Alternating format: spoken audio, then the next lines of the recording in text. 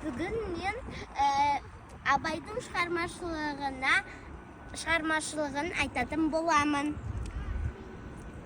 Құнанбайдың бала Абайға айтқаны: бірде итолы адам кілең жақсыларға қарап отырған Құнанбай: адам өмірден неше рет өледі дейді. Бұл сұрақтың жауабы жоқ болғаннан кейін ешкім тіс жарып үндей алмапты. Төрдің босағасында отырған Абай ғана тамағын кеней беріпті. Оны сезген Құнанбай ал әкесінің баласы сөйле депті. Сонда Абай: ес күнде өледі, ер бір рет өледі.